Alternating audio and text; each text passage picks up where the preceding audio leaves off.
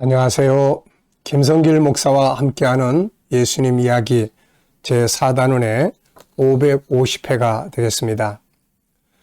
오늘 나눌 말씀의 주제는 예수님은 왜 즉시 제자들을 보내셨을까? 라는 제목으로 말씀을 나누겠습니다. 자, 본문은 이제 오병이어의 기적의 사건 이후에 이제 펼쳐지는 이야기를 함께 나누려고 합니다. 자, 마태복음 14장 22절로 33절까지입니다. 예수께서 즉시 제자들을 재촉하사 자기가 무리를 보내는 동안에 배를 타고 앞서 건너편으로 가게 하시고 무리를 보내신 후에 기도하러 따로 산에 올라가시니라. 저물매 거기 혼자 계시더니 배가 이미 육지에서 술이나 떠나서 바람이 거스름으로 물결로 말미암아 고난을 당하더라. 밤사경에 예수께서 바다 위로 걸어서 제자들에게 오시니 제자들이 그가 바다 위로 걸어오심을 보고 놀라 유령이라 하며 무서워하여 소리 지르거늘 예수께서 즉시 이르시되 안심하라 나니 두려워하지 말라. 베드로가 대답하여 이르되 주여 만일 주님이시거든 나를 명하사 무리로 오라 하소서 하니 오라 하시니 베드로가 배에서 내려 무리로 걸어서 예수께로 가되 바람을 보고 무서워 빠져가는지라. 소리질러 이르되 주여 나를 구원하소서 하니 예수께서 즉시 손을 내밀어 그를 붙잡으시며 이르시되 믿음이 작은 자여 왜 의심하였느냐 하시고 배에 함께 오르매 바람이 그치는지라. 배에 있는 사람들이 예수께 절하며 이르되 진실로 하나님의 아들이로소이다 하더라. 아멘. 자, 본문을 보면 오병이어의 기적이 일어난 이후에 주님은 제자들을 즉시 그래서 여기 즉시라는 말이 나와요. 거기에 오래 머물러 있지 않고 즉시 배를 타고 건너편으로 가게 하시는 것을 볼 수 있습니다. 주님은 왜 이렇게 제자들을 재촉하셔서 즉시 그 자리를 떠나게 하셨을까요? 오늘 이 속에 우리가 꼭 배워야 될 중요한 교훈이 들어 있습니다. 아마도 성공의 분위기 속에 빠져가지고 실패하지 않도록 하기 위함이 아니었을까 이런 생각이 듭니다. 지금 오병이어의 기적, 엄청난 기적이죠. 보리떡 5개와 물고기 2마리를 가지고 5,000명을 먹였어요. 그 12광주리가 남았습니다. 이 장면을 본 사람들은 어땠을까요? 아마 엄청 흥분했겠죠. 아마 조금 전까지도 주님이 말씀하실 때, 하나님 나라 말씀할 때 별로 관심 없이 들었던 사람들도 그 장면을 보고는 다 흥분했을 거예요.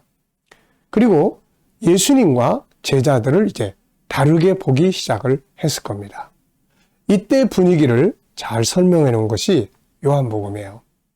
요한복음 6장 11절로 쭉 읽어보면 예수께서 떡을 가져 축사하신 후에 앉아있는 자들에게 나눠주시고 물고기도 그렇게 그들의 원대로 주시니라. 그들이 배부른 후에 예수께서 제자들에게 이르시되 남은 조각을 거두고 버리는 것이 없게 하라 하시므로 이에 거두니 보리떡 5개로 먹고 남은 표적이 12바구니에 찼더라.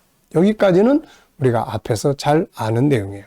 근데 이 상황에서 이제 이 사람들이 나타난 반응이에요. 이 사람들이 예수께서 행하신 이 표적을 보고 말하되 이는 참으로 세상에 오실 그 선지자라 하더라. 그러므로 예수께서 그들이 와서 자기를 억지로 붙들어 임금으로 삼으려는 줄 아시고 다시 혼자 산으로 떠나가시니라. 자, 요 분위기를 이해하실 수 있겠습니까? 헤롯이라고 하는 유다 왕도 유대인도 아닌 사람의 통치를 받으면서 어떻게 보면은 일반 백성들에겐 아무 희망이 없던 시절입니다. 그리고 나라의 지도자들은 다 로마에 결탁해가지고 자기들만 잘 먹고 잘 살고 배부르게 하고 이런 것들, 종교는 형식만 남고 일반 백성들은 그야말로 유리하는 양떼와 같았던 거죠. 이런 상황에서 예수님이 엄청난 기적을 일으켰더니 이 사람들은 이제 막 흥분하기 시작한 거죠. 야, 저분이 왕이 돼야 된다. 저 예수님이 임금님이 되시면 우리나라의 경제 문제는 이건 뭐 완전히 먹고 사는 문제는 다 해결된다. 이 사람들에겐 예수님이 희망의 등불로 보였던 겁니다. 자, 그래서 왕으로 삼으려고까지 했단 말이죠. 제자들은 이 장면을 보면서 어떤 마음이 들었을까요? 역시 제자들도 너무나 신기하고 흥분됐을 거예요. 이야, 갈릴리 어부 출신 베드로, 네, 정말 보잘것없는 일반 서민들 속에서 살아왔던 이 젊은이들, 이들에게 이 기적은 엄청난 흥분을 가져다주고 새로운 뭔가를 끌어오르게 만들었을 거예요. 그런데 여러분, 예수님의 입장에서 보면 예수님이 세상에 오신 것은 세상 나라, 유다의 왕이 되려고 오신 것이 아니잖아요. 사람들에게 하늘의 나라를 전해주시고 사람들을 죄에서 구원하기 위해서 십자가에 죽으러 오신 겁니다. 그러니까 지금 자칫 잘못하면 이게 지금 이 기적의 사건 때문에 옆으로 새게 생겼어요, 이거. 만약에 사람들이 예수님을 막 옹이하고 또 제자들이 거기에 막 들떠가지고 예수님이 왕이시다 그러고 막 이러고 가게 되면 이게 예수님이 이 세상에 오신 인류를 죄에서 구원하러 오신 이거는 완전히 다 망가지게 되는 거죠, 이거. 그래서 예수님께서 이 분위기 속에 제자들이 빠져있지 않게 하시려고 야, 빨리 떠나라. 여기 더 있으면 안 돼. 빨리 떠나. 즉시 그 자리를 떠나게 하셨던 겁니다. 자, 여러분. 여기서 우리가 배워야 될 것이 두 가지가 있습니다. 첫째, 기독교의 본질은 십자가와 천국이라는 거예요. 아무리 현실적인 복이 흘러넘쳐도 이게 본질이 아니고 예수님의 십자가를 믿고 천국을 기업으로 얻는 것이 본질입니다. 세상 나라가 본질이 아니라 천국이 본질이라는 거예요. 부귀와 영화가 본질이 아니라 십자가의 예수 그리스도를 믿고 구원받는 것이 본질이라는 겁니다. 안타깝게도 많은 사람들이 세상의 부귀 영화에 매여서 본질을 잃어버리고 살고 있습니다. 그래서 이 물질 문명, 물질이 발전하니까 사람들이 예수를 다 떠나요. 왜? 이들에게 신앙은 세상 나라예요. 이들의 신앙은 세상에서 잘 먹고 잘 살고 즐기고 또 풍요로움을 누리고 이거란 말이에요. 이들의 신앙의 본질은 십자가의 예수, 천국의 예수 이게 아니었단 말이죠. 그러니까 물질 문명이 발전하니까 우리나라도 옛날 가난할 때 그렇게 막 주님 앞에 부르짖고 산마다 기도하고 그랬던 사람들이 이제 배부르니까 예수님을 차츰 다 떠나서 교회가 텅텅 비어가는 그런 시대를 우리는 맞이하고 있는 거예요. 지금 이 제자들이 이 오병이의 기적에 푹 빠져버린 것과 같은 겁니다. 그래서 빨리 떠나라고 하신 거예요. 왜? 기독교의 본질은 바로 십자가와 죄사함과 구원과 천국이란 말이죠. 세상 나라에서 우리가 왕노릇하는 게 아니라 하늘나라에서 왕노릇하는 것이 기독교의 본질입니다. 자, 두 번째는 성공에 취해 있다가 실패하는 자가 되지 않아야 되거든요. 이게 대부분의 많은 실패를 보면 잘 안 될 때 실패하는 게 아니에요. 잘 됐을 때, 성공했을 때 실패가 옵니다. 그래서 고린도전서 10장 1절에서는 그런즉 선줄로 생각하는 자는 넘어질까 조심하라 이런 말을 해요. 네, 선줄로 생각하는 자, 다 되었다고 생각하는 사람들은 넘어질까 조심하라고 말씀을 하고 있어요. 지금 제자들은 잘못하면 이 오병이의 기적 때문에 교만해지고 복음의 본질을 잃어버릴 위기에 있습니다. 그래서 주님은 빨리 그 분위기를 떠나라고 하신 거죠. 많은 사람들이 뭔가를 이룬 후에 실패합니다. 그렇게 이루기 전에는 기도하던 사람들이 이룬 다음엔 기도를 안 해. 그렇게 이루기 전에는 말씀을 따라가고 봉사하고 헌신하던 사람들이 뭔가 이룬 다음에는 이제는 노근을 하고 이런 걸 다 안 해버려요. 네.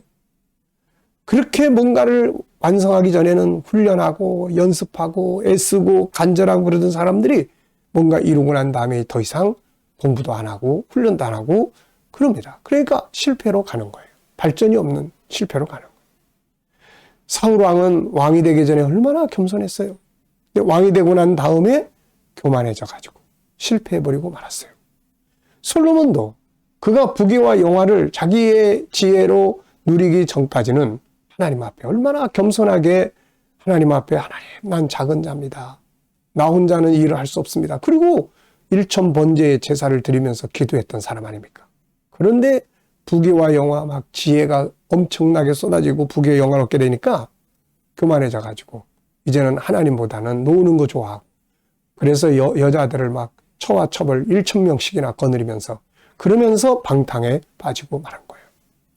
자, 여호사밧 같은 성군도 성공하자, 자기 일이 막 잘 되니까 교만해져 가지고 북쪽 아합 집의 딸을 데려다가 며느리로 삼아서 다윗의 그 씨가 아주 그냥 멸망할 위기에 처했던 상황이 있었던 거죠. 대부분의 많은 사람들이 이렇게 뭔가를 이루고 난 후 실패를 합니다. 돈을 벌기 전에는 겸손하고 그랬던 사람이 사업 잘 되고 돈 잘 버니까 이제 교만해져 가지고 하나님도 떠나버리고 그 실패하는 거야. 그러므로 우리는 이 말씀 속에서 이런 것들을 꼭 배워야 돼요.